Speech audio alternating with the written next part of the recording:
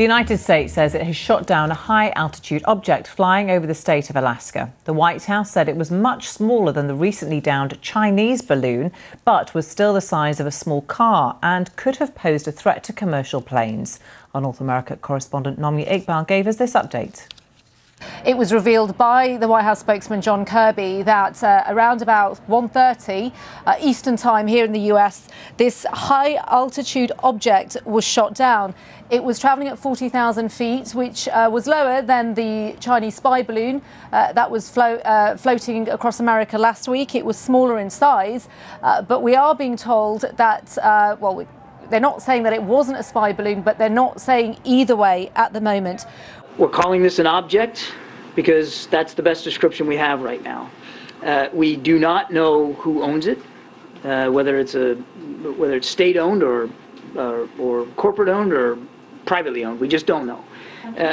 We don't know. As I said, state-owned. We don't know if it's state-owned, and we don't understand the full purpose. We don't have any information that would confirm a stated purpose for this object.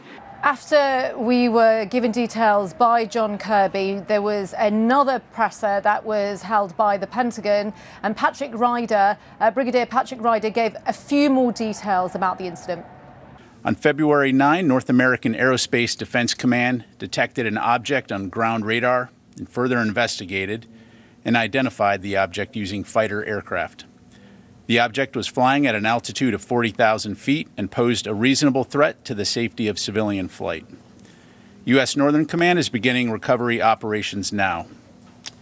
U.S. Northern Command's Alaska Command coordinated the operation with assistance from the Alaska Air National Guard, Federal Aviation Administration, and the Federal Bureau of Investigation. We have no further details about the object at this time, including any description of its capabilities, purpose, or origin. The object was about the size of a small car, so not similar in size or shape to the high-altitude surveillance balloon that was taken down off the coast of South Carolina on February 4. Mr. Kirby emphasised that it was Mr. Biden who ordered for it to happen.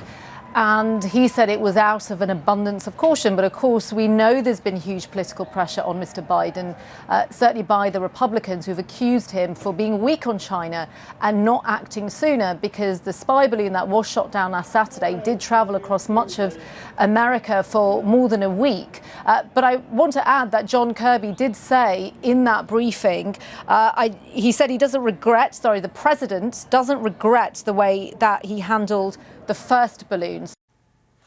Well, let's get more on this and talk to Matt Kronig, Senior Director at the Scowcroft Centre for Strategy and Security at the Atlantic Council. Welcome to you. Thanks very much for being with us. Well, given, as we just heard there, that it was assessed that this posed a reasonable threat to civilian flights, what's your assessment, given the little we know about what this object may have been? Well, as your reporting shows, we don't know what this was exactly yet. But I think in terms of the Biden administration's decision, there's the old saying, fool me once, shame on me, fool me once, shame on you, fool me twice, shame on me. And I think the Biden administration, after what was basically a political embarrassment in the United States for not taking sooner action against the Chinese spy balloon last week, decided to take early and decisive action to take down whatever this unidentified object was coming into U.S. airspace. Is it pretty rare to have the shooting down of two objects in the skies over the United States in the space of a week? Extremely rare. I've been working in national security policy for 20 years and can't remember an episode like this in the past 20 years. And I think it does show that the United States and China are entering a new, more contested era. And unfortunately, I think that these kind of crises may be becoming the new normal. Yeah, and given that this all happened when the US Secretary of State was supposed to be going to China for a visit, what do you think that says? And we don't know anything about this new object that's been shot down, but given that there's so much speculation around it and given the fact that this first one was shot down just earlier on in the week, what does that say about US-China relations right now, do you think?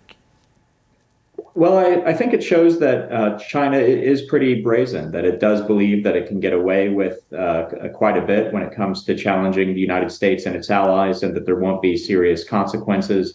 And we don't quite know what the motivation was for the first balloon last week, but I wouldn't be surprised if it was intended to be a poke in the eye of the United States before a big diplomatic visit. We've seen that before. When I was working for Defense Secretary Gates in 2011, he made a high-profile visit to Beijing, and as soon as he touched down, China tested a new stealth fighter. Welcome to Beijing. Here's a new powerful plane to contest America. So it may have been intentional, but I think the bottom line is that this is going to be a contentious relationship for the foreseeable future. What do we know for sure about that balloon that was shot down last week? Well, we know for sure that it was a Chinese spy balloon. The Chinese said it was a weather balloon blown off course, but the Defense Department and the State Department have said that it's a spy balloon, that they have images of the equipment, and they're trying to recover the equipment, includes antenna for signals, intelligence collection, and other things like that. And some people said, well, why would China do this? They already have satellites. Balloons seem so primitive. But actually, balloons do offer several advantages over satellites. They're cheaper. They can be retrieved.